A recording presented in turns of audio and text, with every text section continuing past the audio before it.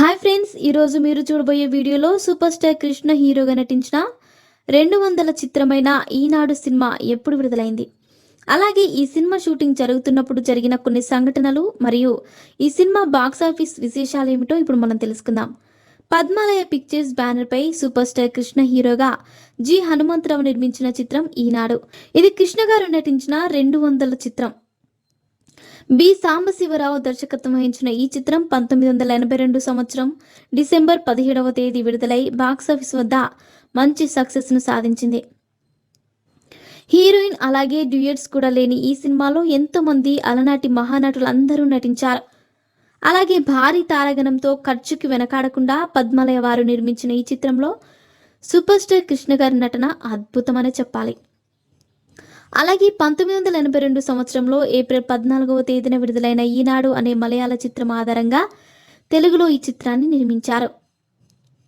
అలాగే మలయాళంలో విడుదలైన ఈ సినిమాకి మన తెలుగులో కొంచెం మార్పులు చేసి కథ మాటలు రాశారు పరుచూరి బ్రదర్స్. అలాగే జేవి రాఘవులు ఈ చిత్రానికి సంగీతాన్ని అందించారు.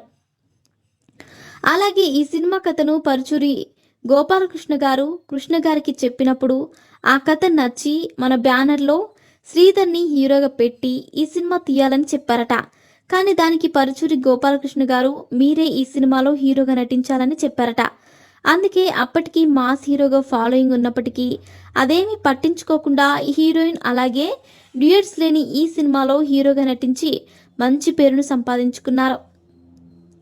అలాగే 1982వ సంవత్సరం జూన్ 9వ తేదీన మద్రాసులోని ప్రసాద్ భవనంలో ఈ చిత్రం షూటింగ్ ప్రారంభమైంది.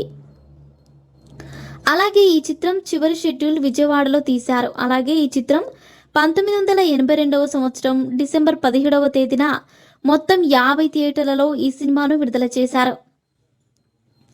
అలాగే 27 కేంద్రాలలో డైరెక్ట్గా 50 రోజులు ప్రదర్శించబడింది. అలాగే 7 కేంద్రాలలో డైరెక్ట్గా 100 రోజులు ప్రదర్శించబడిన ఈ చిత్రం షీట్లపై మరో 8 కేంద్రాలలో మరో 100 రోజులు ప్రదర్శించబడింది.